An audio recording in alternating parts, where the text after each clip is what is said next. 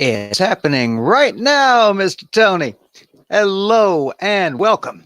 Just took me a minute to get set up, and just as I was about to go live, I noticed that the filter on this tank was going great guns and was so loud it was coming through my microphone. I had to top off the tank. All right, we will be turning to, well, hey, Math Pig. All right.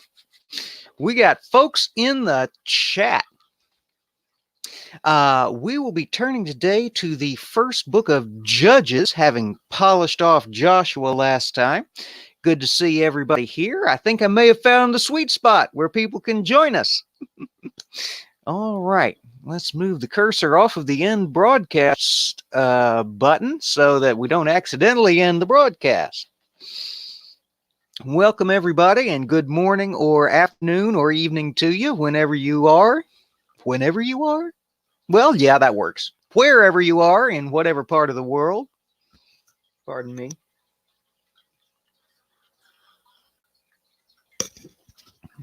It's morning here, so coffee must be drunk. All right. Oh, hey, Dave. Goodness, we got everybody in here today. We got Dave, we got Math Pig, we got Tony. All right, listening at work. Well, let's hope you get your work done, and that you're glad you tuned in to the stream today. All right, without further ado, let's go ahead and plunge right into the book of Judges and see what the good book has in store for us today. If you're new to us, which nobody in the chat is, but if you're just tuning in, this is Junkshop Library's Improv Bible Study, the only Bible study on YouTube that I'm aware of, where we read every word of the King James Bible and then mock it from an atheist and humanist perspective. If that sounds like something you'd enjoy, stick around. If it doesn't, my feelings are all hurt. It's not an after party, is it? Nope. It's just getting started here in the library. Judges, first chapter.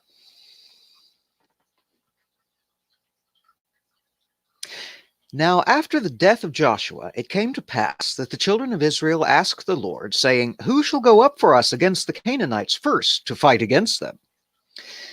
And the Lord said, "Judah shall go up. Behold, I have delivered the land into his hand." And Judah said unto Simeon his brother, "Come up with me into my lot, that we may fight against the Canaanites, and I likewise will go up with thee into thy lot." So Simeon went with him. And Judah went up, and the Lord delivered the Canaanites and the Perizzites into their hand, and they slew of them in Bezek 10,000 men. And they found Adoni-Bezek in Bezek, and they fought against him, and they slew the Canaanites and the Perizzites. But Adoni-Bezek fled, and they pursued after him, and caught him, and cut off his thumbs and his great toes.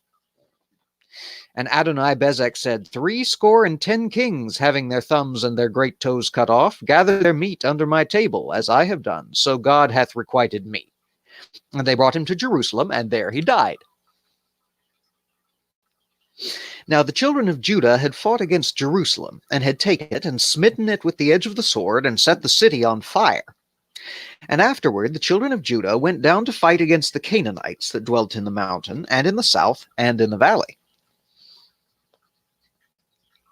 And Judah went against the Canaanites that dwelt in Hebron. Now the name of Hebron before was Kirjath Arba.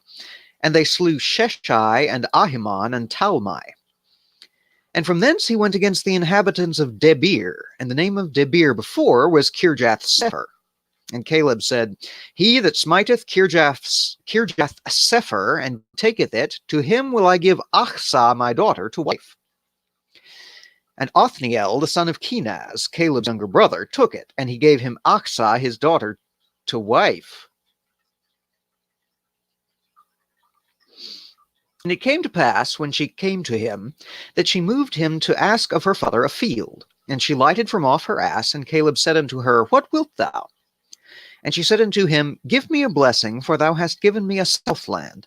Give me also springs of water. And Caleb gave her the upper springs and the nether springs. And the children of the Kenite, Moses' father-in-law, went up out of the city of palm trees with the children of Judah into the wilderness of Judah, which lieth in the south of Arad. And they went and dwelt among the people. And Judah went with Simeon his brother, and they slew the Canaanites that inhabited Zephath, and utterly destroyed it. And the name of the city was called Hormah. And Judah took Gaza with the coast thereof, and Askelon with the coast thereof, and Ekron with the coast thereof. And the Lord was with Judah, and he drave out the inhabitants of the mountain, but could not drive out the inhabitants of the valley, because they had chariots of iron. And they gave Hebron unto Caleb, as Moses said, and he expelled thence the 3 sons of Anak. And the children of Benjamin did not drive out the Jebusites that inhabited Jerusalem, but the Jebusites dwell with the children of Benjamin in Jerusalem unto this day. And the house of Joseph, they also went up against Bethel, and the Lord was with them. And the house of Joseph sent to descry Bethel. Now the name of the city before was Luz. And the spies saw a man come forth out of the city, and they said unto him, Shew us, we pray thee, the entrance into the city, and we will shew thee mercy. And when he shewed them the entrance into the city, they smote the city with the edge of the sword, but they let go the man and all his family. And the man went into the land of the Hittites, and built a city, and called the name thereof Luz, which is the name thereof unto this day. Neither did Manasseh drive out the inhabitants of Beth-shean and her towns, nor Taanach and her towns, nor the inhabitants of Dor and her towns, nor the inhabitants of Ibleam and her towns, nor the inhabitants of Megiddo and her towns, but the Canaanites would dwell in that land. And it came to pass, when Israel was strong, that they put the Canaanites to tribute, and did not utterly drive them out. Neither did Ephraim drive out the Canaanites that dwelt in Gezer, but the Canaanites dwelt in Gezer among them. Neither did Zebulun drive out the inhabitants of Kitron, nor the inhabitants of Nahalal, but the Canaanites dwelt among them, and became tributaries. Neither did Asher drive out the inhabitants of Acho, nor the inhabitants of Zidon, nor of Ahlab, nor of Achzib, nor of Helbah, nor of Aphik, nor of Rahab. But the Asherites dwelt among the Canaanites, the inhabitants of the land, for they did not drive them out. Neither did Naphtali drive out the inhabitants of Beth-shemesh, nor the inhabitants of Beth-anath, but he dwelt among the Canaanites, the inhabitants of the land. Nevertheless, the inhabitants of Beth-shemesh and of Beth-anath became tributaries unto them. And the Amorites forced the children of Dan into the mountain, for they would not suffer them to come down into the valley. But the Amorites would dwell in Mount Heres, in Aijalon, and in Shaalbim. Yet the hand of the house of Joseph prevailed, so that they became tributaries. And the coast of the Amorites was from the going up to Akrabim from the rock, and upward. And there we have Judges 1.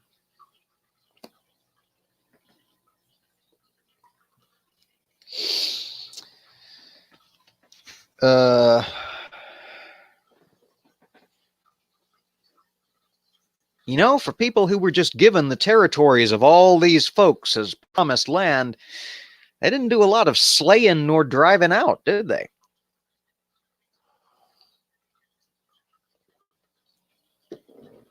Let's see. What's JunkshopLibrary's background. Better say JSL, or people will think JIL. Yes. But that's when I'll know I've made it. When Jill comes into the chat.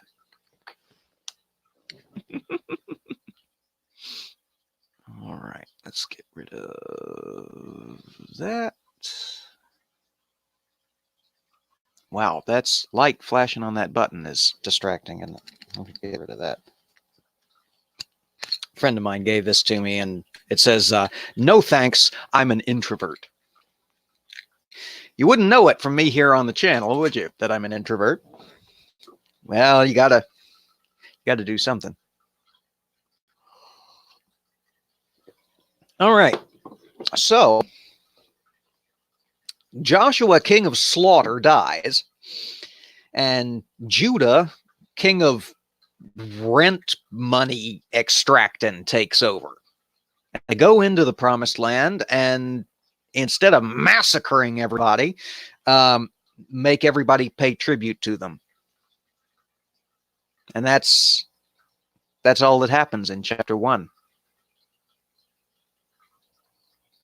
It's been a long time since I've read Judges. Quite a long time since I've read Judges, but I have no memory of this chapter where the children of Israel come into the promised land and don't do anything except charge folks rent for their own land.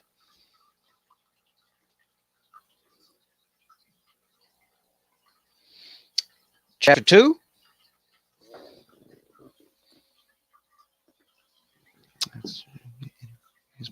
Oh, yes, Ben O'Neill's with his wife. That was great fun. We had a good time over there on the 604 Atheists channel. That was terrific.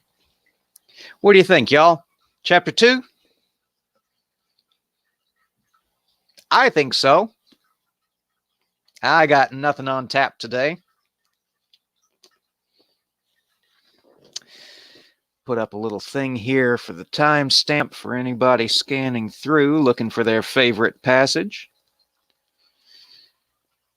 Except I just typed Joshua because I'm so used to doing that.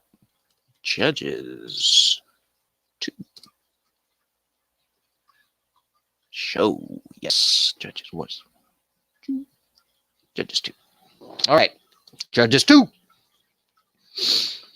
And an angel of the Lord, oh my. That accelerated quickly.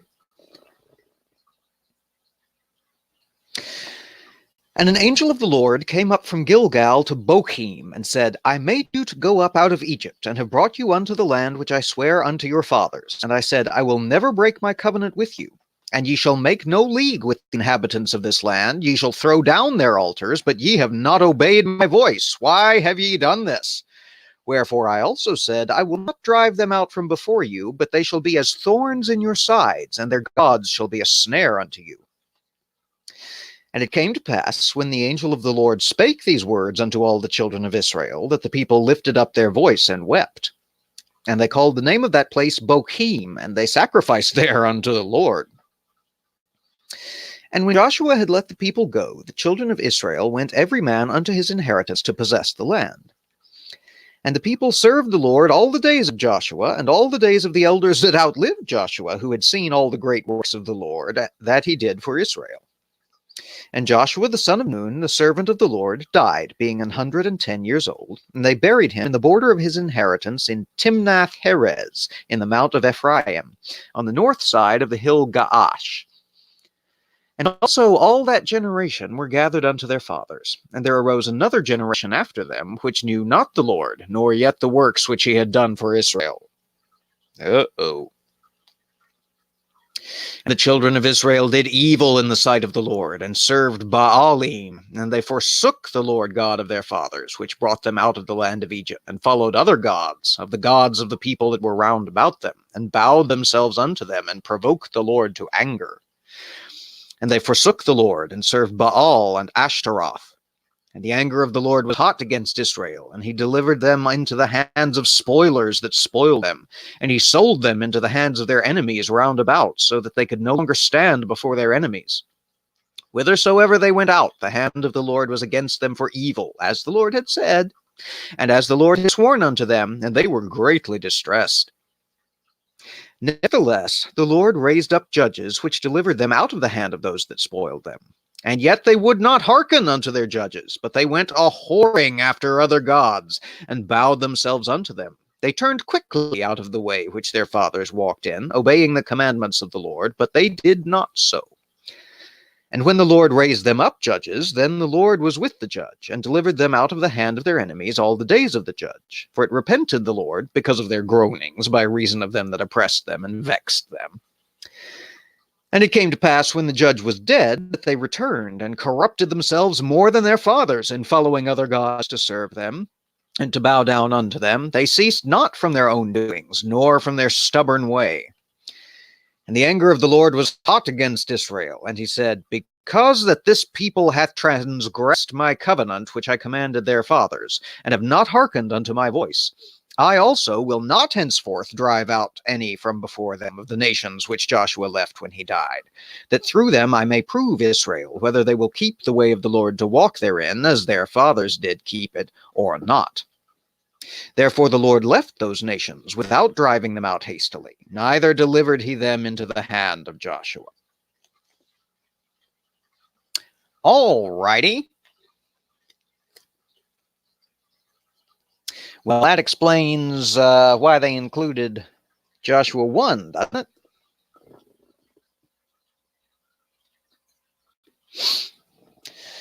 All right, so in Joshua 1, they decide not to drive out all of the nations from before them, but take tribute from them instead. And an angel of the Lord comes to them and says, What the hell are you doing? I told you to drive out all these people from before you and take their land, and you ain't done it. And the people say, Oops.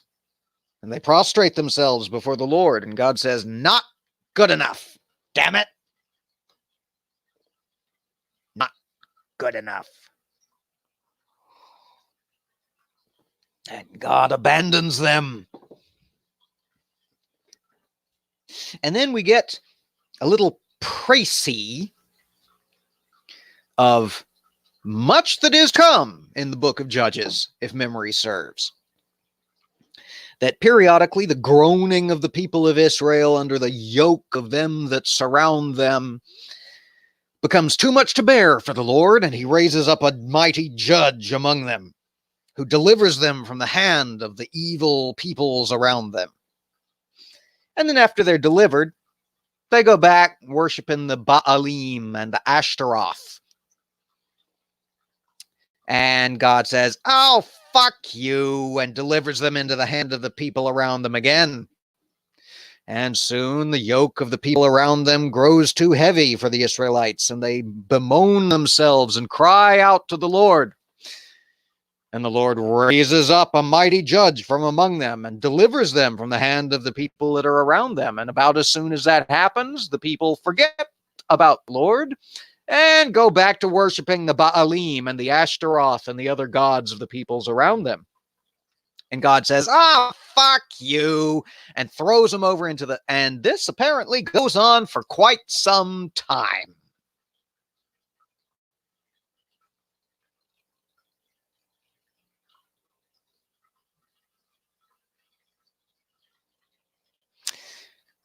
And that's Judges 2.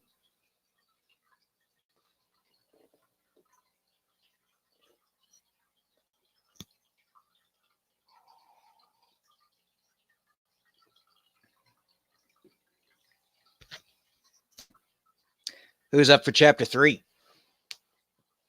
I got people watching. I got folks in the chat. I'm ready to keep going as long as y'all are willing to keep going, pretty much. Who's up for chapter 3?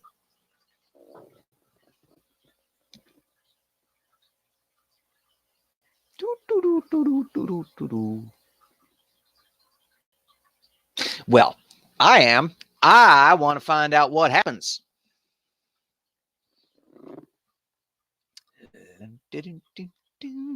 Typing for posterity. Got the name of the right book this time. Ta-da! I may have had enough coffee today. I seem to be a little on the hyper side.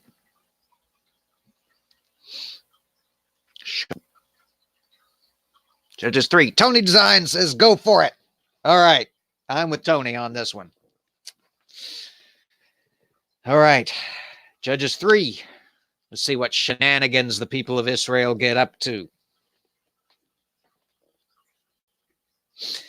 Now these are the nations which the Lord left to prove Israel by them, even as many of Israel as had not known all the wars of Canaan, only that the generations of the children of Israel might know, to teach them war, at the least such as before knew nothing thereof.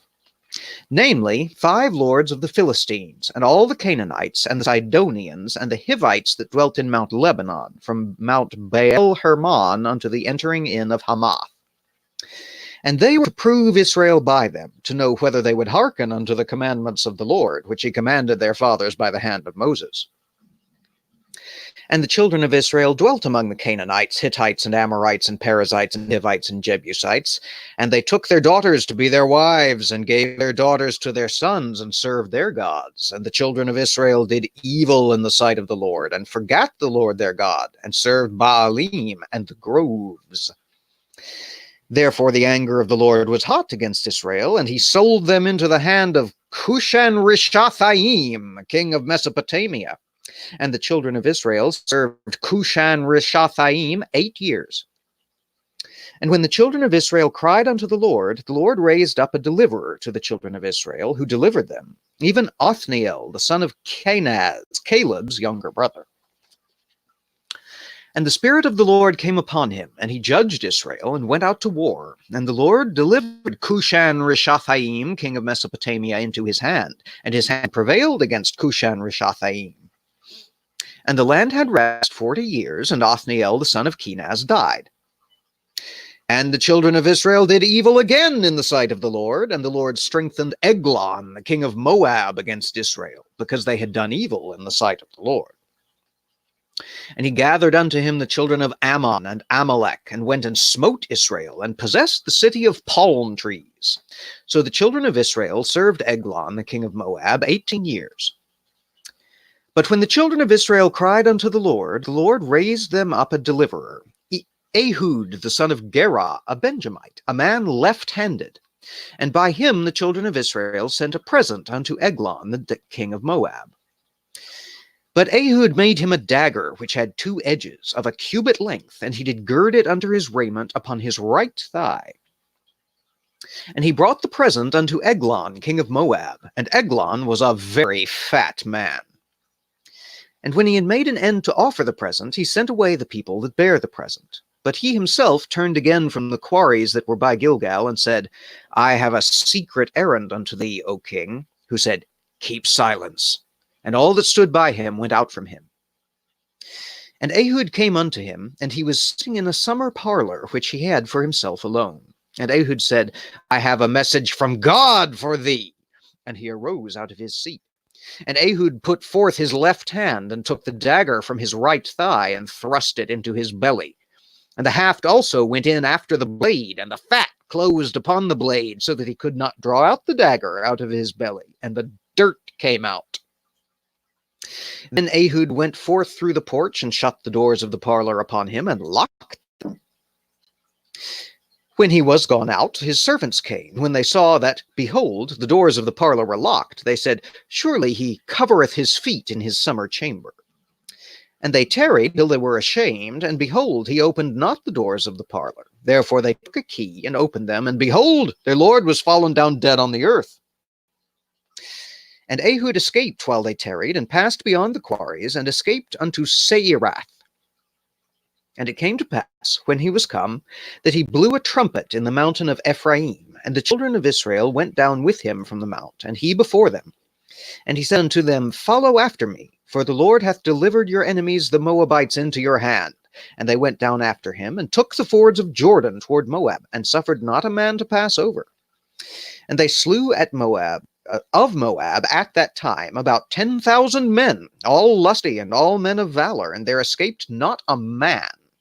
So Moab was subdued that day under the hand of Israel, and the land had rest 80 years. And after him was Shamgar the son of Anath, which slew of the Philistines 600 men with an ox goad. He also delivered Israel. Judges 3.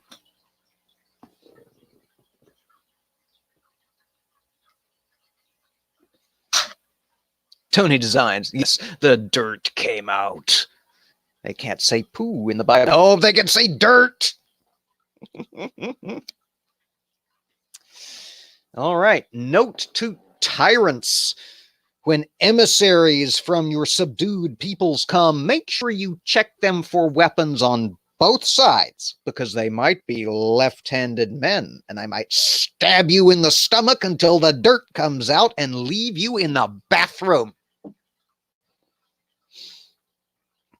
Because, yeah, that's, some translations say summer parlor, some say inner chamber, that Eglon, the very fat king of Moab, had all to himself. That's a bathroom. Stabbed to death in the stomach on the toilet and left with the door locked. My, my, my. Something can be gross and funny at the same time.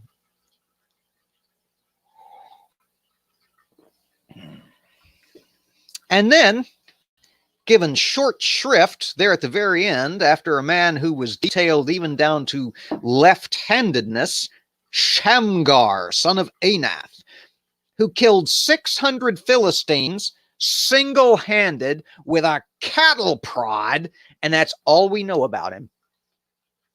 That's it. Apparently, the deeds of all the other judges were so impressive that killing 600 people single-handed with a cattle prod only gets you one verse at the tail end of the story of Eglon, the very fat king, and Ehud, the gut stabber.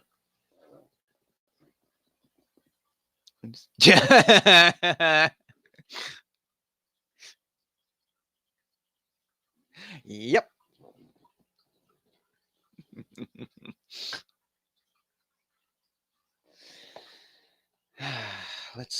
Yeah, that was one of my favorite stories when I was a morbid little kid, was the story of the left-handed man whose right thigh they forgot to search, and his dagger with two edges, who stabbed the very fat king so deep that the fat closed over it and he couldn't get his dagger back, but had to leave it there on the floor of the bathroom where the dirt came out. The things you learn as a preacher's kid. I tell you, there's parts of my upbringing I wouldn't trade for anything. Parts of it I might change, where I had to go back and write the script myself, but there's parts of it I wouldn't trade for anything. The dirt came out. And then the poor servants. They come looking for Eglon, and he's locked himself, as far as they can tell, he's locked himself in the inner chamber.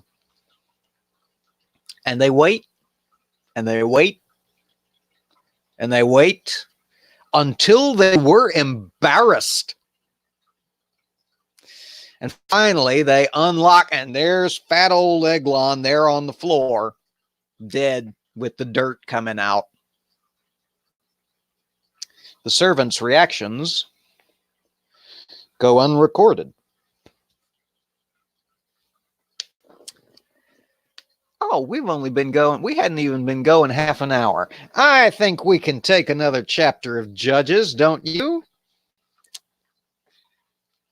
Let's see. Judgment Day. Judges chapter 4. Put up the flag. Judges 4. I love this function. This is amazing. This put the comment up that you want to refer to, especially for this format. I love it. All right. Shamgar killed 600 men with a cattle prod. He also delivered Israel. And then we turn to Tony says, I'm not cleaning that. Yep, pretty much. I keep seeing Jabba the Hutt in my head. Just. All right, chapter 4. And the children of Israel again did evil in the sight of the Lord when Ehud was dead. And the Lord sold them into the hand of Jabin, king of Canaan, who reigned in Hazor. And the captain of whose host was Sisera, which dwelt in Harosheth of the Gentiles. And the children of Israel cried unto the Lord, for he had 900 chariots of iron, and 20 years he mightily oppressed the children of Israel. And Deborah, a prophetess, the wife of Lapidoth, she judged Israel at that time. And she dwelt under the palm tree of Deborah between Ramoth and Bethel in Mount Ephraim. And the children of Israel came up to her for judgment. And she sent and called Barak, the son of Abinoam, out of Kedesh Naphtali, and said unto him, Hath not the Lord God of Israel commanded, saying, Go and draw toward Mount Tabor, and take with thee 10,000 men of the children of Naphtali and of the children of Zebulun? And I will draw unto thee to the river Kishon Sisera. Try that verse again. And I will draw unto thee to the river Kishon Sisera, the captain of Jabin's army, with his chariots and his multitude, and I will deliver him into thine hand. And Barak said unto her, If thou wilt go with me, then I will go. But if thou wilt not go with me, then I will not go. And she said, I will surely go with thee, notwithstanding the journey that thou takest shall not be for thine honor, for the Lord shall sell Sisera into the hand of a woman. And Deborah arose and went with Barak to Kadesh. And Barak called Zebulun and Naphtali to Kadesh, and he went up with 10,000 men at his feet, and Deborah went up after him. Now Heber the Kenite, which was of the children of Hobab, the father-in-law of Moses, had severed himself from the Kenites, and pitched his tent unto the plain of Zaanaim, which is by Kadesh. And they shewed Sisera that Barak the son of Abinoam was gone up to Mount Tabor. And Sisera gathered all his chariots, even 900 chariots of iron, and all the people that were with him, from Harosheth of the Gentiles unto the river of Kishon. And Deborah said unto Barak, Up, for this is the day in which the Lord hath delivered Sisera into thine hand. Is not the Lord gone out before thee? So Barak went down from Mount Tabor, and 10,000 men after him. And the Lord discomfited Sisera and all his chariots and all his host with the edge of the sword before Barak, so that Sisera lighted down off his chariot and fled away on his feet. But Barak pursued after the chariots and after the host unto Harosheth of the Gentiles. And all the host of Sisera fell upon the edge of the sword, and there was not a man left. Howbeit Sisera fled away on his feet to the tent of Jael, the wife of Heber the Kenite, for there was peace between Jabin, the king of Hazor, and the house of Heber the Kenite. And Jael went out to meet Sisera, and said unto him, Turn in, my lord, turn in to me, fear not. And when he had turned into her into the tent, she covered him with a mantle. And he said unto her, Give me, I pray thee, a little water to drink, for I am thirsty. And she opened a bottle of milk, and gave him drink, and covered him. Again he said unto her, Stand in the door of the tent, and it shall be, when any man doth come and inquire of thee, and say, Is there any man here? Thou shalt say, No. Then Jael, Heber's wife, took a nail of the tent, and took an hammer in her hand, and went softly unto him, and smote the nail into his temples, and fastened it to the ground, for he was fast asleep and weary. So he died. And behold, as Barak pursued Sisera, Jael came out to meet him, and said unto him, Come, and I will shew thee the man which thou seekest. And when he came into her tent, behold, Sisera lay dead, and the nail was in his temples. So God subdued on that day Jabin the king of Canaan before the children of Israel. And the hand of the children of Israel prospered, and prevailed against Jabin the king of Canaan, until they had destroyed Jabin, king of Canaan.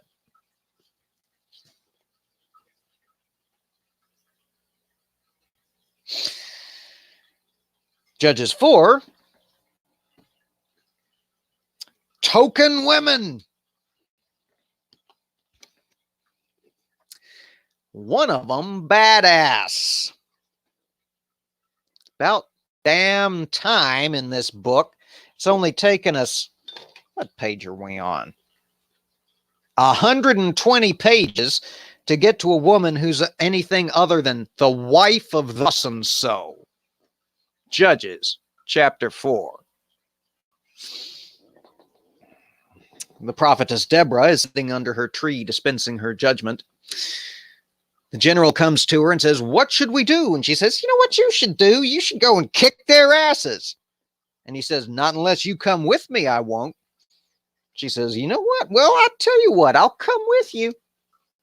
But you're not going to get any credit because I'm going to tell everybody that you wouldn't go unless I came with you. So it counts as my victory. So there. So they go out and they fight the great battle, and they prevail the first time against the chariots of iron.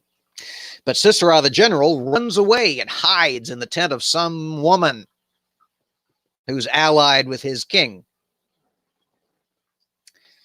And he says, can I crash here? Because I'm exhausted from all this running away from the Israelites that I've done. She says, yeah, sure. Hide under this blanket. He says, can I have something to drink? Because I'm exhausted from all this running away from the Israelites I've been doing. And she says, yeah, I'll know you one better. Have some milk. He says, okay. And he drinks the milk. And he lies down under the blanket and promptly passes right out. Safe in the tent of a woman of a people who's allied to his king. And she comes creepsy and tricksy and takes a nail of the tent, takes a tent stake and a hammer, and nails his head to the ground. Nail goes in one temple, out the other one. Into the ground it goes. And he dies. And the children of Israel come to the tent door and say, we're looking for Sisera. And she says, he's inside. Let me show you. They come inside, and there he is, under a blanket, nailed to the ground by his head with a tent stake. The book of Judges. Prehistoric torture porn. I love this shit.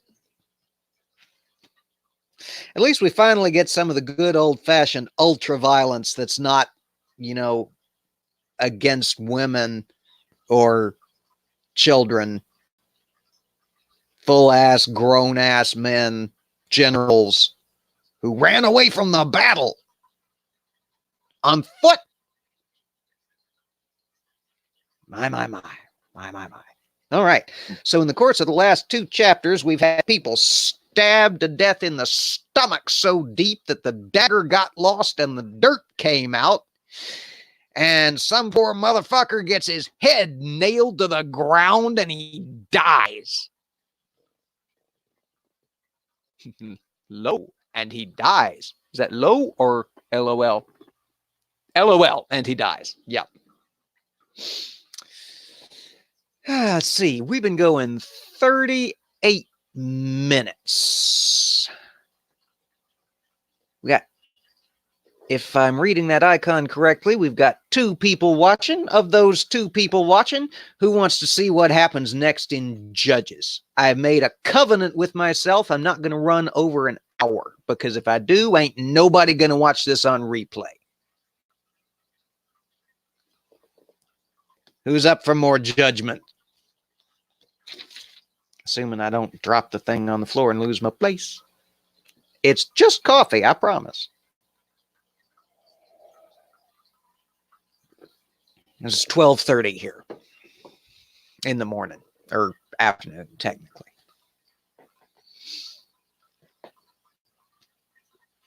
Tony says, me! Tony is up for another chapter. Tony is awesome. I'm so glad he found me. Nice to have support. All righty. Judges, chapter 5.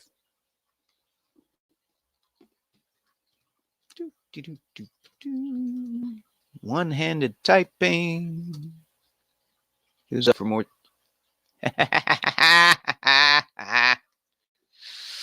True. And the way some of this is going, It may be hard to tell the difference, although I can't remember the last time anybody got their head nailed to the ground in an S&M club. Hopefully that never happens.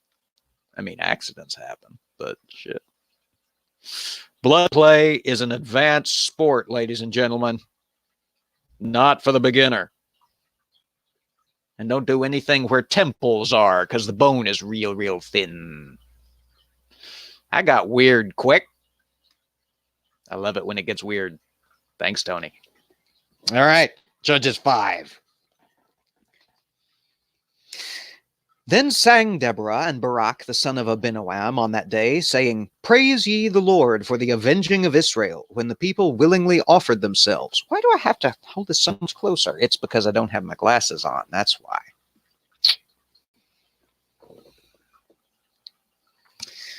Junkshop may have had him enough coffee for today. Praise ye the Lord for the avenging of Israel, when the people willingly offered themselves. Hear, O ye kings, give ear, O ye princes. I, even I, will sing unto the Lord. I will sing praise to the Lord God of Israel. Lord, when thou wentest out of Seir, when thou marchedst out of the field of Edom, the earth trembled, and the heavens rocked, the clouds also dropped water. The mountains melted from before the Lord, even that Sinai from before the Lord God of Israel. In the days of Shamgar, the son of Anath, in the days of Jael, the highways were unoccupied, and the travelers walked through byways. The inhabitants of the village ceased. They ceased in Israel, until that I, Deborah, arose, that I arose a mother in Israel. They chose new gods. Then was war in the gates. Was there a shield or spear seen among 40,000 in Israel? My heart is toward the governors of Israel, that offered themselves willingly among the people. Bless ye the Lord. Speak, ye that ride on white asses, ye that sit in judgment, and walk by the way. They that are delivered from the noise of archers in the places of drawing water. There shall they rehearse the righteous acts of the Lord, even the righteous acts toward the inhabitants of his villages in Israel. Then shall the people of the Lord go down to the gates. Awake, awake, Deborah, awake, awake, utter a song. Arise, Barak, and lead thy captivity captive, thou son of Abinoam. Then he made him that remaineth have dominion over the nobles among the people. The Lord made me have dominion over the mighty. Out of Ephraim was there a root of them against Amalek. After thee, Benjamin, among thy people. Out of Machir came down governors, and out of Zebulun they that handle the pen of the writer. And the princes of Issachar were with Deborah, even Issachar and also Barak. He was sent on foot into the valley. For the divisions of Reuben there were great thoughts of heart.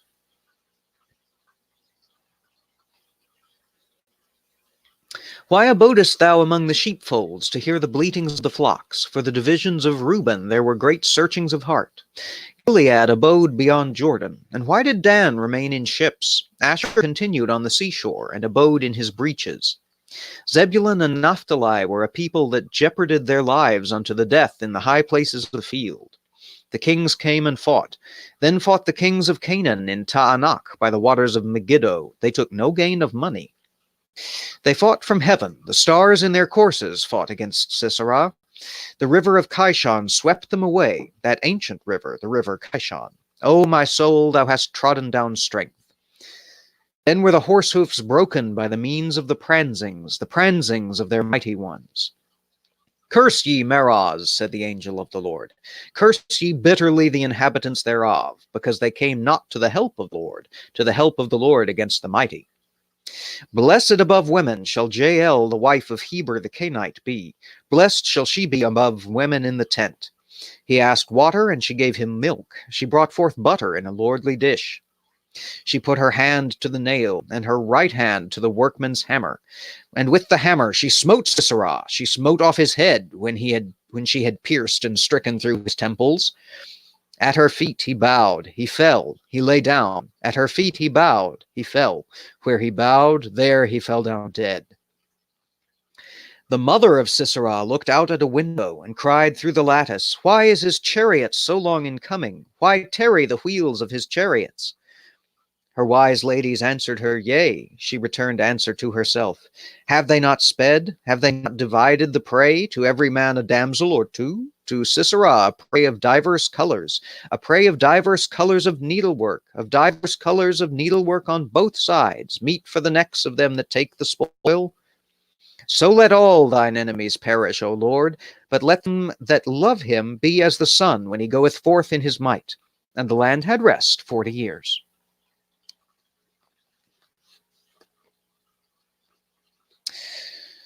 Judges 5, the Song of Deborah, also known as repeating what just happened in chapter 4.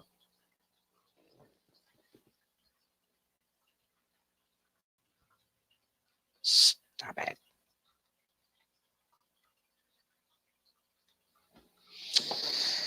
Literally, just repeating what happened in chapter 4, and then right at the end, a nice nanny boo-boo to Sisera's mother, who's waiting for him to come home from war, waiting in vain, because he got his head nailed to the ground by the person from whom he sought refuge.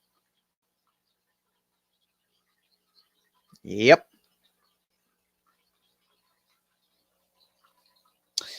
Poor Sisera's mom.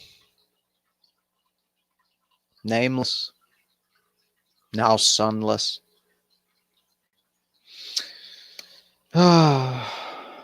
It's hard out here for an enemy of Israel.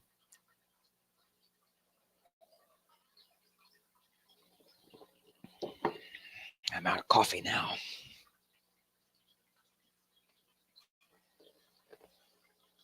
What do you reckon? You reckon one more to round out the hour? I say one more to round out the hour. Because there wasn't anything happen in 5, and I like it when things happen. Especially in the book of Judges. Hopefully we get some more of the ultra-violent in this one. Oh, 6 is a little bit long. Surely something's going to happen. Put up my little flag here. Judges 6. Didn't know you were signing on for this much when you jumped into the stream today, did you? Aha!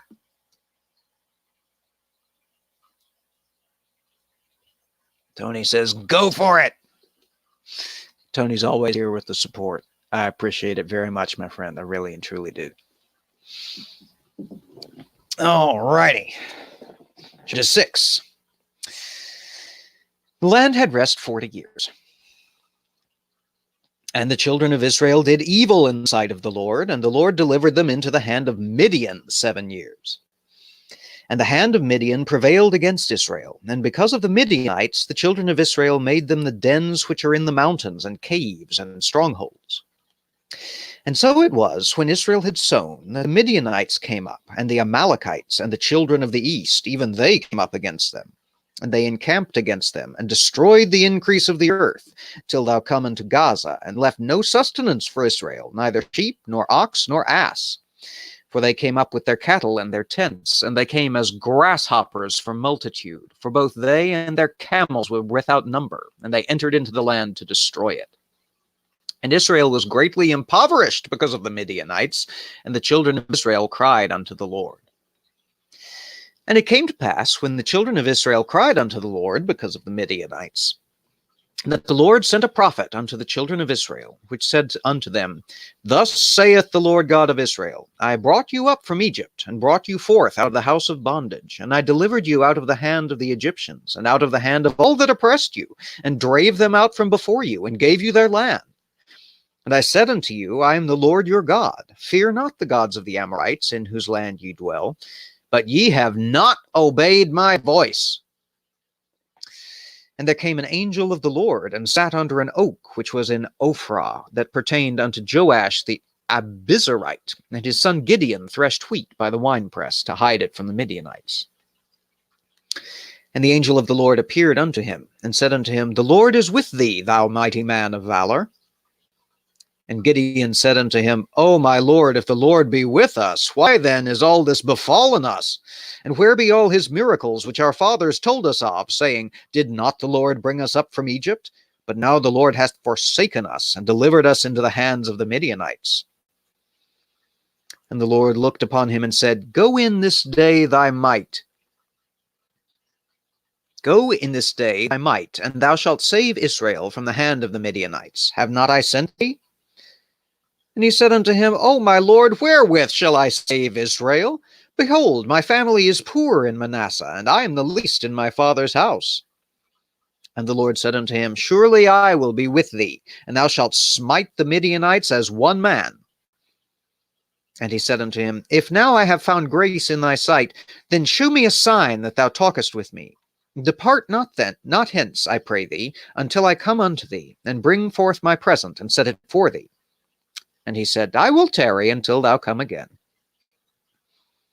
And Gideon went in, and made ready a kid, and unleavened cakes of an ephah of flour. The flesh he put in a basket, and he put the broth in a pot, and brought it out unto him under the oak, and presented it. And the angel of God said unto him, Take the flesh and the unleavened cakes, and lay them upon this rock, and pour out the broth. And he did so. Then the angel of the Lord put forth the end of the staff that was in his hand, and touched the flesh and the unleavened cakes. And there rose up fire out of the rock, and consumed the flesh and the unleavened cakes. Then the angel of the Lord departed out of his sight. And when Gideon perceived that he was an angel of the Lord, Gideon said, Alas, O Lord God, for because I have seen an angel of the Lord face to face. And the Lord said unto him, Peace be unto thee. Fear not, thou shalt not die. Then Gideon built an altar there unto the Lord, and called it Jehovah Shalom. Unto this day it is yet in Ophrah of the Abiezrites. And it came to pass the same night, the Lord said unto him, Take thy father's young bullock, even the second bullock of 7 years old, and throw down the altar of Baal that thy father hath, and cut down the grove that is by it. And build an altar unto the Lord thy God upon the top of this rock, in the ordered place. And take the second bullock, and offer a burnt sacrifice with the wood of the grove which thou shalt cut down.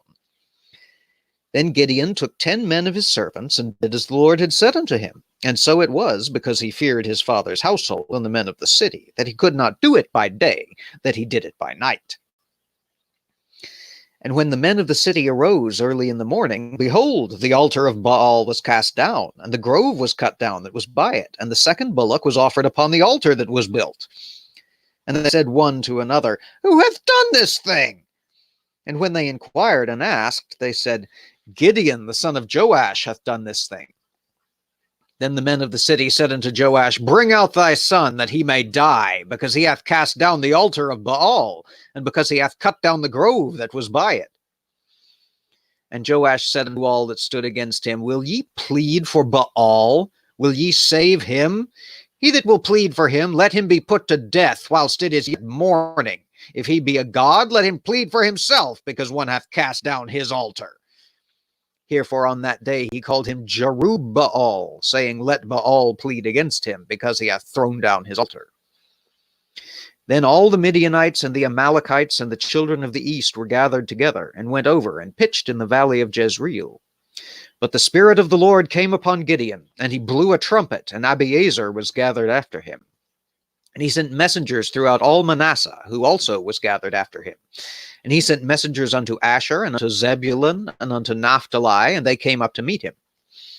And Gideon said unto God, If thou wilt save Israel by mine hand, as thou hast said, behold, I will put a fleece of wool in the floor, and if the dew be on the fleece only, and it be dry upon all the earth beside, then shall I know that thou wilt save Israel by mine hand, as thou hast said. And it was so, for he rose early on the morrow, and thrust the fleece together, and wringed the dew out of the fleece, a bowl full of water. And Gideon said unto God, Let not thine anger be hot against me, and I will speak but this once. Let me prove, I pray thee, but this once with the fleece. Let it now be dry only upon fleece, and upon all the ground let there be dew. And God did so that night, for it was dry upon the fleece only, and there was dew on all the ground. And there we have Judges 6. Doubting Gideon. Hey, Julie and Molly coming to join us. Oh, Tony. Oh, I'm so sorry. Yuck. Never a fun experience. All righty. So, the children of Israel did evil in the sight of the Lord again. And the Midianites came up and were so rampagingist against them that they had to hide in caves in the mountains. And an angel of the Lord came to Gideon while he was hiding and trying to get some wheat threshed while the Midianites weren't paying attention. And he said, I pick you. You will save my people. And Gideon says, what the hell are you talking about? He says, I'm an angel of the Lord. And Gideon says, oops. I don't have an offering handy, but if you'll wait right here, I'll go make one and bring it out to you. The angel says, all right. I'm an angel. I can wait. Gideon goes inside and prepares a goat and makes some unleavened bread and brings it out. And he's got his soup and his bread and says, here you go, angel. And the angel says, take the meat out of the soup and put it on this rock, and put the bread on this rock, and pour out the soup broth. And Gideon says, whatever you say. And he does it. And the angel sets fire to the offering. Gideon says, I'm building an altar here. Right here. The angel disappears. The angel comes to him a second time and says, what I want you to do is I want you to go to that Baal altar and to the sacred grove that's next to it. And I want you to cut down the trees and throw down the altar. He says, okay. And he gathers a handful of his men and sneaks out under cover of night, throws down the altar and chops down the trees and sets fire to them. And the next morning, the Midianites come out to find their Baal altar thrown down and their Ashtaroth grove cut down and having been set fire to. They say, who the hell did this? And somebody tells them.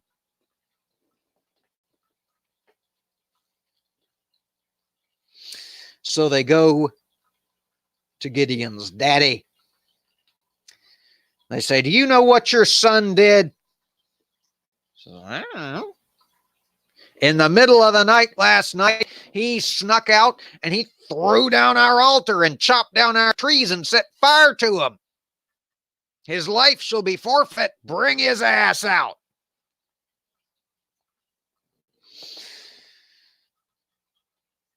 And Daddy says, I don't think so. I'm not feeling it. But I tell you what, if your god Baal is really so pissed about having his altar thrown down,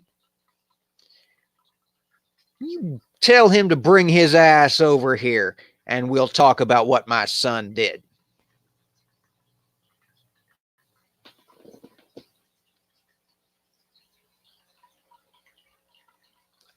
Oh, Baal! Baal? Hello? Nothing. Big surprise, right? There's bread and meat and a raka sandwich. Pardon me. It's that wonderful time of the year.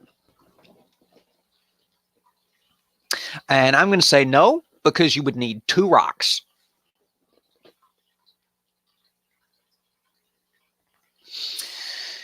So the Midianites go over and they set up camp in the valley, having been embarrassed by their God's lack of showing up. And the angel of the Lord comes to Gideon again, says, all right, go kill him.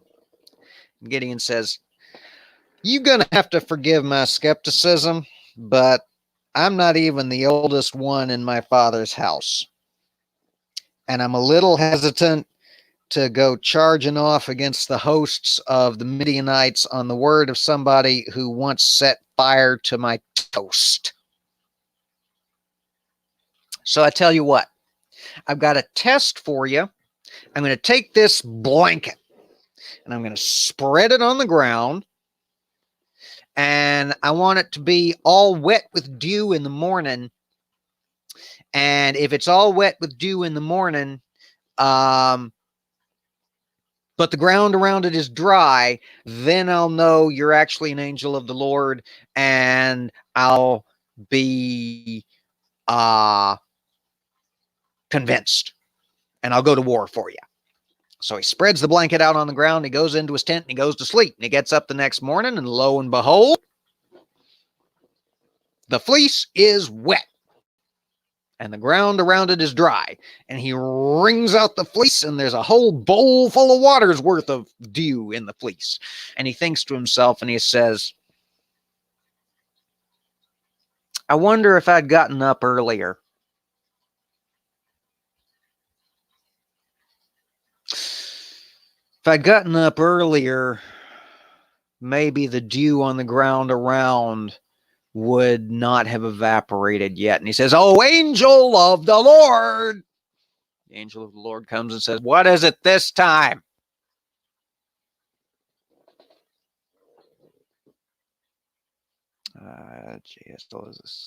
Yes.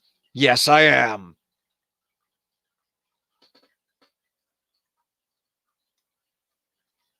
Sandwich symmetrist. I'm a pedant is what I am. Gotta have it on both sides. So the angel of the Lord appears to Gideon the 3rd or 4th time. Says, what do you want now, you disbelieving son of a bitch? Gideon says, well, I was thinking about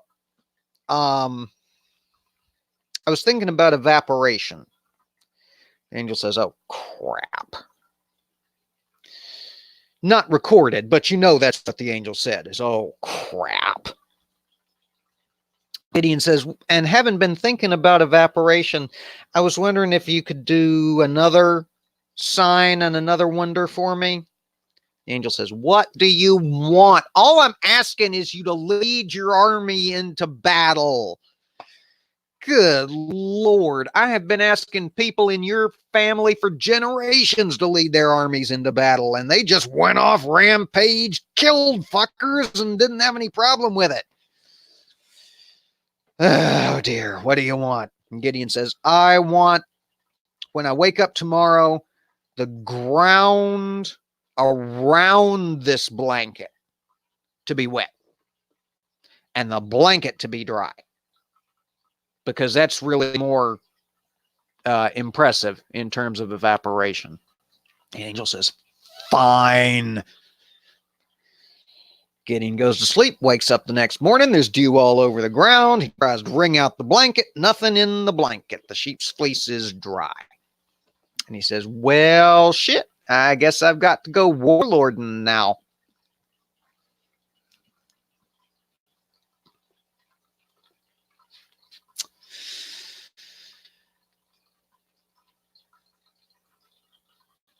And that's the end of chapter 6.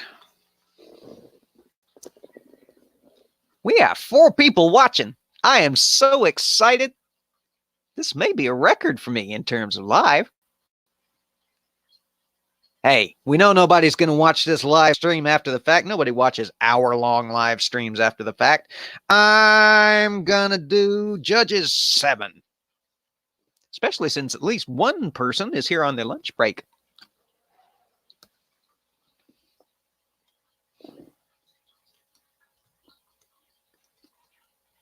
Type in one-handed. Got a little marker up there. All right, Judges 7, here we go. Didn't know you were in for marathon when you tuned in today, did you? My poor long-suffering library patrons. Molly says, do it! Tony says, it'll grow. Tony?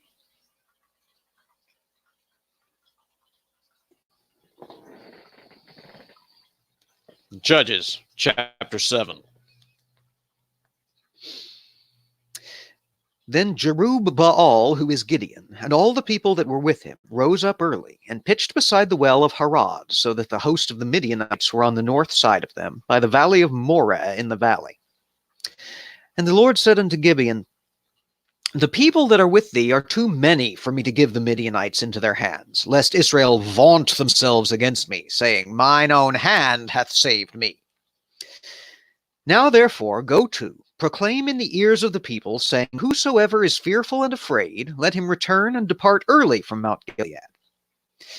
And there returned of the people 22,000, and there remained 10,000.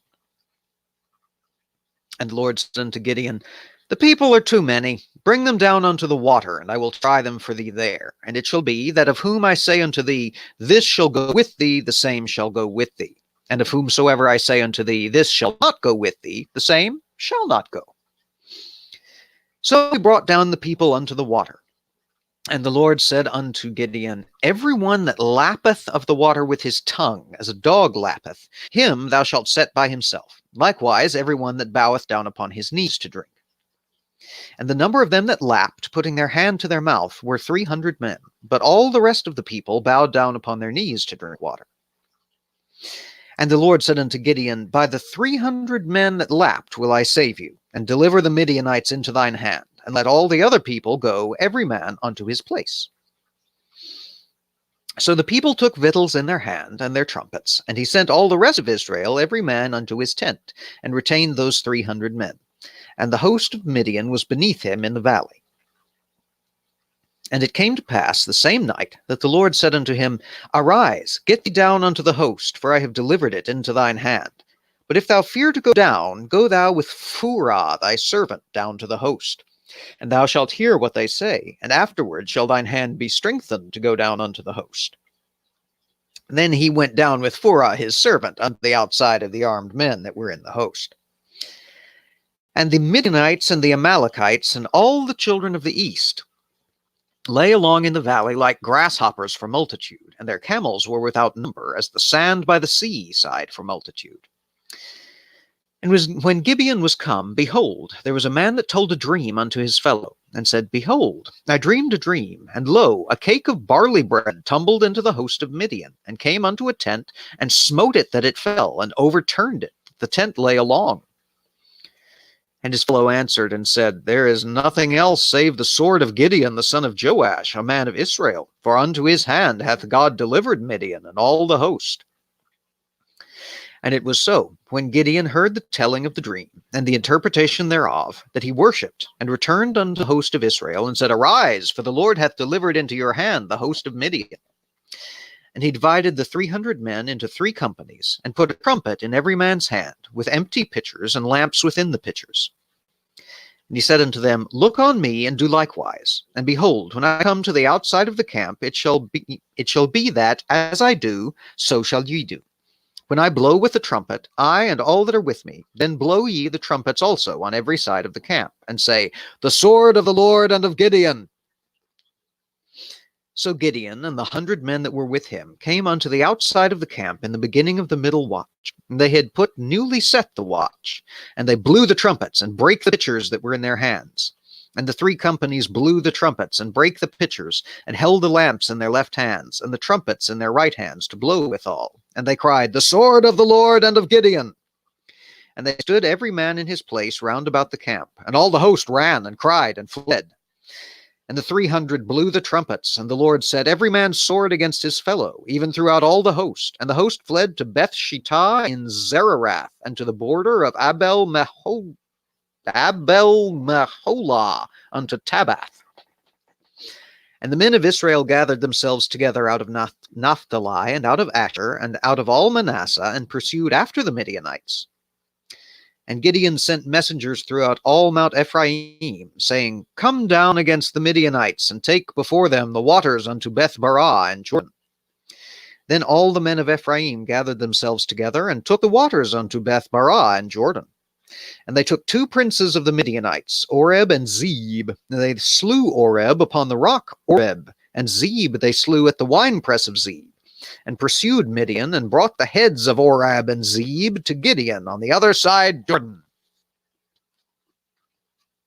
Judges, 7th chapter.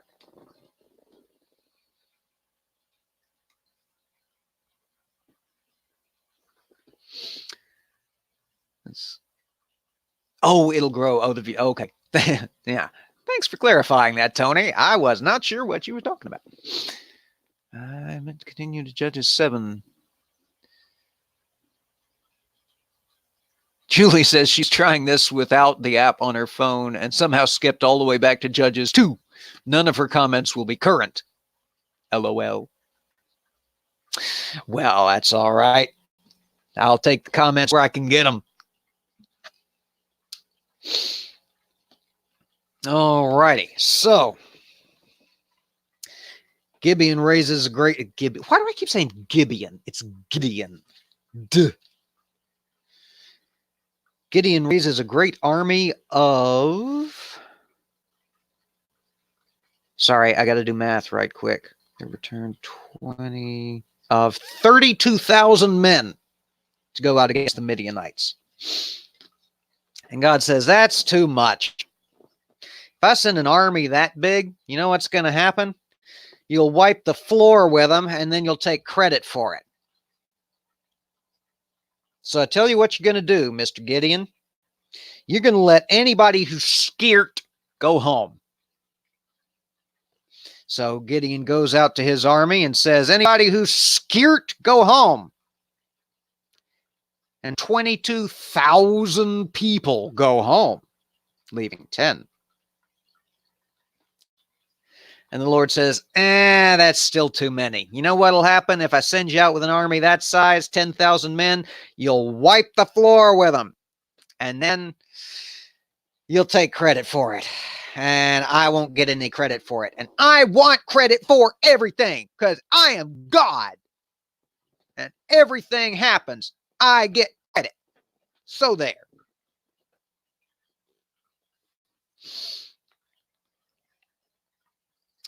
So Gideon takes everybody down to the water, down to the river. Says, all right, everybody, get yourself something to drink.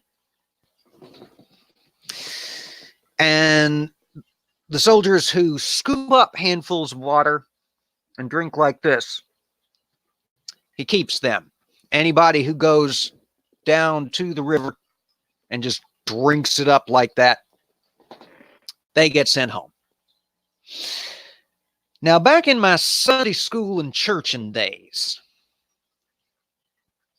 I was told, stop it. I don't know if y'all can hear that annoying chime or not, but it's annoying to me. Back in my Sunday school and churching days, I was actually taught 2 distinct versions of the story. One, where it was the people who scooped up a mouthful of water who were sent home, and one where it was the people who got down on their hands and knees and drank straight from the river who got sent home. And there was apologetics for both of them. And at this point, I don't honestly know if it's different in different translations or if I was just taught weird at some point. So, what's actually in the book, at least in the King James, is that the people who were ready for war were kept. This is the explanation and the apologetic that I got for the version of the story we actually read here, is that the people who scooped up with one hand were holding their spear or their sword with the other. And so we're ready, whether they were right or left-handed, since we now know that there were left-handed folks back then, as we learned in the story of Eglon the Fat. So those who were scared were sent home first, and those who were unprepared for war were sent home second, leaving Gideon with an army of not all that many, 300. And then, in actually a pretty ingenious piece of Bronze Age warfare, Gideon distributed trumpets and lamps to every single member of his army of 300. Now, your normal army would not have each person holding a lamp and each person holding a trumpet. It would be like 1 out of every 10 or 20 or so. And close notification. Oh, Molly says, no chime here. You're good. Thank goodness. All right. So when they come sneaking up all creepy and tricksy in the middle of the night. Wait a minute. I skipped over the dream, didn't I? The weird dream interpretation. Gideon sneaks down toward the camp and he hears these two folks talking about what they had dreamed. And one of them says, I dreamed that our tents got knocked over by a loaf of bread. The other guy says, well, the only person we're fighting is Gideon, son of What's-It. So obviously that means we're going to be overrun by Gideon, son of What's-It. So when Gideon, son of What's-It, brings his 300 men down and surrounds the camp and smashes the jars to reveal the lamps, and every man of the 300 blows a trumpet, these poor fuckers in the camp freak the hell out because they think they're surrounded by an army that's 10 times as big as it actually is. And they panic so hard that they end up killing each other. And some others go running away. And that's the story of Gideon. I wonder if that really is the story of Gideon, or if Gideon continues into chapter 8.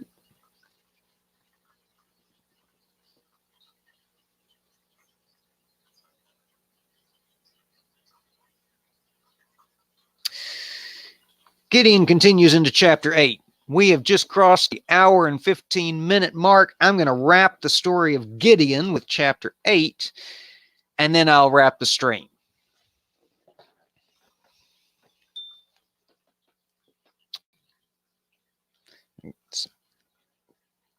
There we go. And people keep on watching.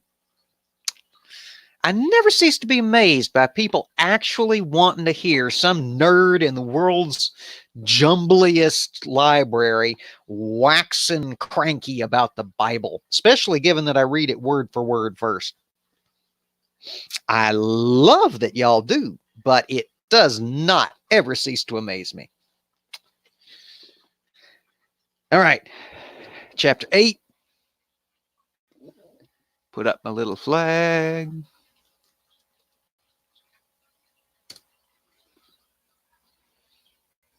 Show.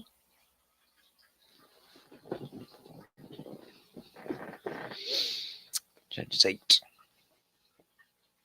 And the men of Ephraim said unto him, Why hast thou served us thus, that thou calledst us not when thou wentest to fight with the Midianites? And they did chide with him sharply.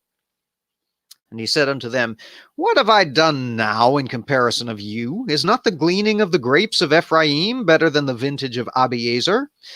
God hath delivered into your hand the princes of Midian, Oreb and Zeb, and what was I able to do in comparison of you? Then their anger was abated toward him when he had said that. And Gideon came to Jordan and passed over, he and the 300 men that were with him, faint, yet pursuing them. And he said unto the men of Succoth, Give, I pray you, loaves of bread unto the people that follow me, for they be faint, and I am pursuing after Zebah and Zalmunna, kings of Midian.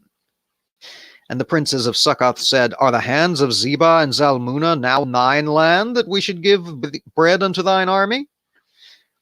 And Gideon said, Therefore, when the Lord hath delivered Zebah and Zalmunna into mine hand, then I will tear your flesh with the thorns of the wilderness and with briars.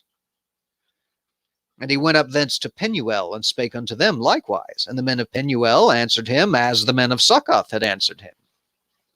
And he spake also to the men of Penuel, saying, When I come again in peace, I will break down this tower.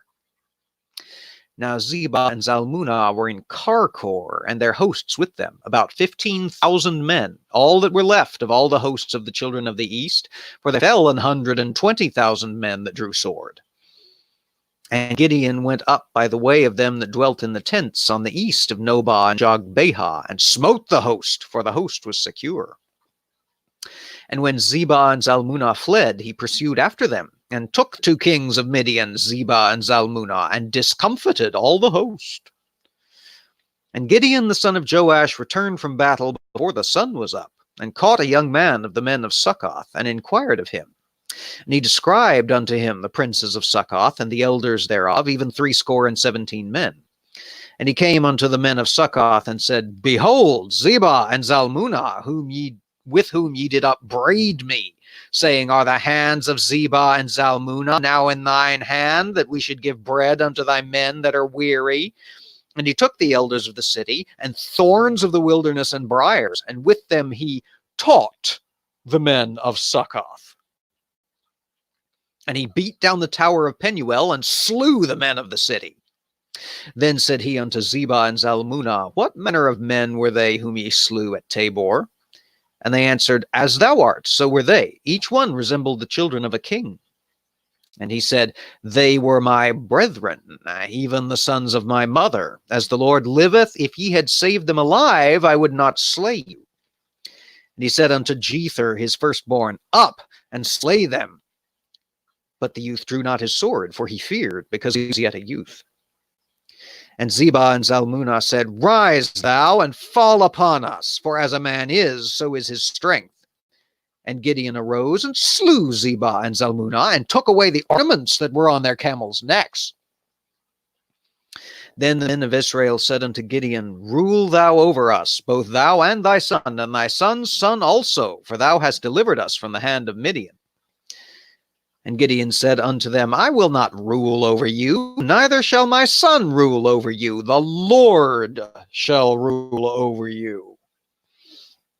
And Gideon said unto them, I would desire a request of you, that you would give me every man the earrings of his prey, for they had golden earrings, because they were Ishmaelites.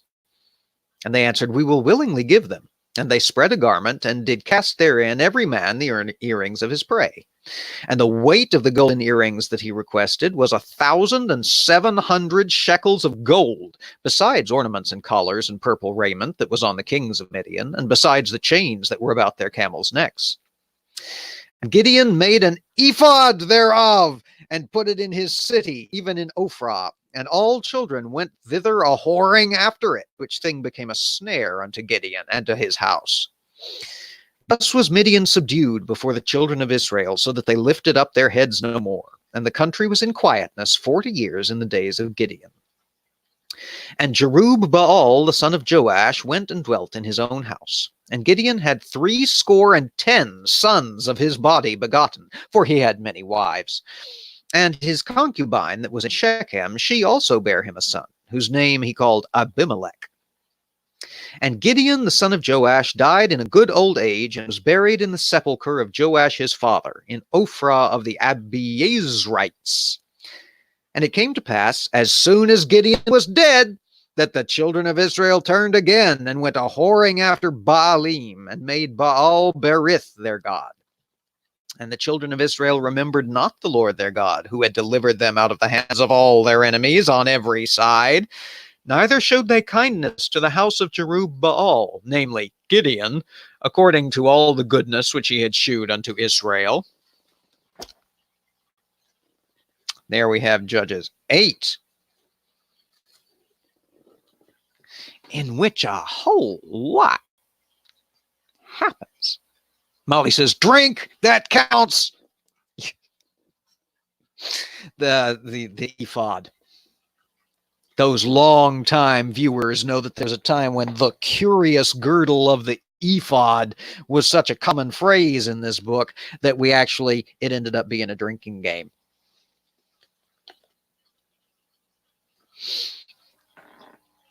I'm out of coffee.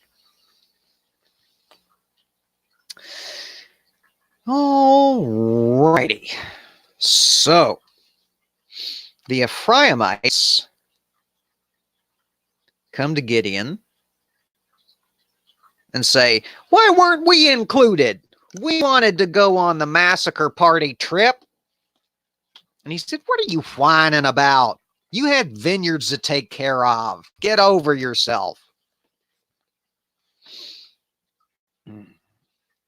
And Gideon and his 300 men, having pursued the Midianites, cross back over Jordan, and they come to Succoth, and they say, look, there's only 300 of us, and we're tired, but we got to chase down those kings of the Midianites over yonder.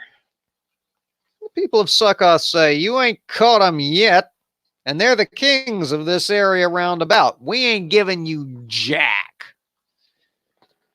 And Gideon says, I'm gonna catch them. You just watch. And after I done caught them, I'm gonna come back here and I'm gonna chastise you with. I'm gonna come back here and I'm gonna whip you with rose bushes. They say, yeah, sure. Until then, bye-bye, little man.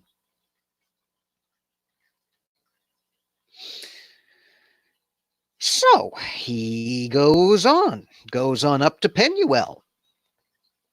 And the men of Penuel say the same thing. You ain't caught him yet. I'm not risking being on the wrong side of this mess. You go away, Mr. Gideon. Mr. Gideon says, when I come back this way after catching him, I'm going to throw down your whole damn city. They say, okay, well, until then, bye-bye, little man. Well, Gideon, fueled apparently at this point by anger, goes rampaging off after the two kings of Midian, along with his famished and tired 300 men. He's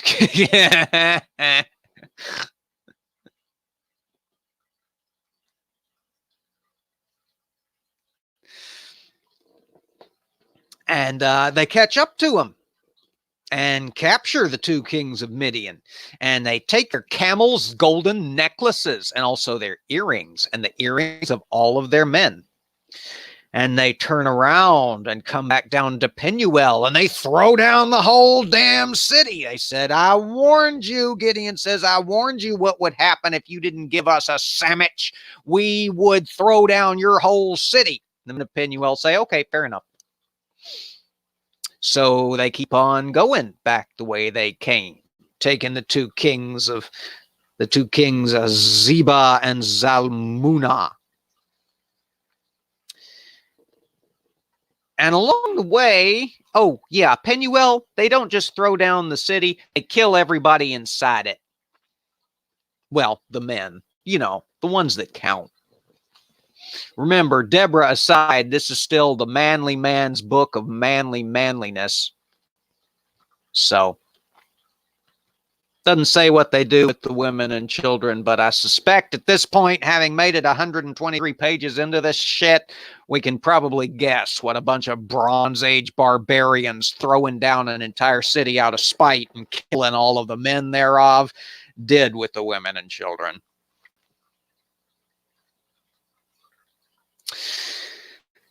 So they get back to Succoth, They say, you remember what we said we was going to do after we capture the kings of Midian?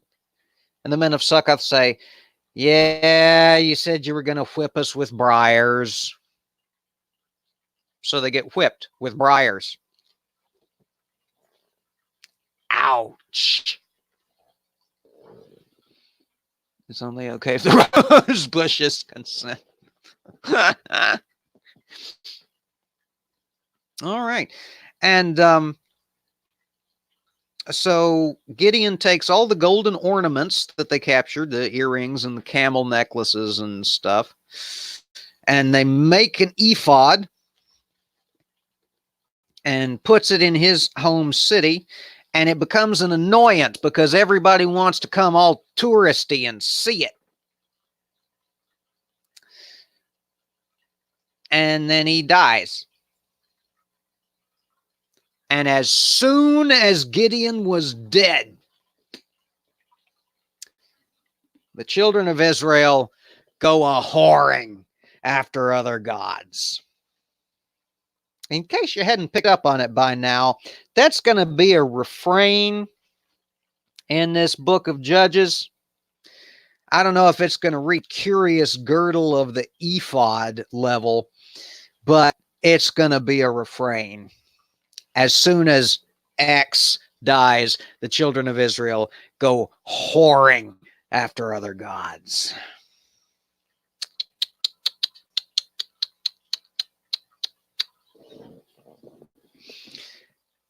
Holy crap, we've been going for 90 minutes. Thought my throat was starting to get a little sore. All right. Well, I said I was going to finish out Gideon. We buried Gideon in the land of his birth. We'll have another judge rise up soon enough. I'm seeing talking trees in the next one. I hope it's a dream. You'll just have to tune back in next time and find out. Talking trees wouldn't be the strangest thing we've hit in this book so far, and we hadn't even gotten to the apocalyptic or the wisdom literature. This is supposedly just straight up history. All right. Well, we're going to let you go at this point, everybody. Thanks so much to everybody who stopped by. Tony, Molly, Julie, Math Pig. Somebody else was here with us. Oh, Dave. Dave was here with us at the beginning. I don't know if he's still here with us today. Whoring with goat demons is also a refrain. And oh, yeah.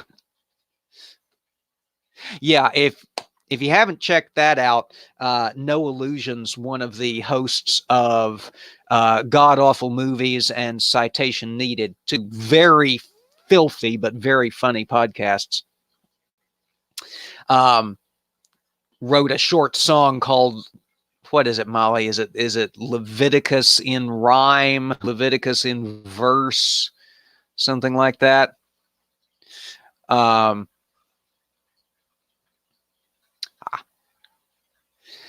it's and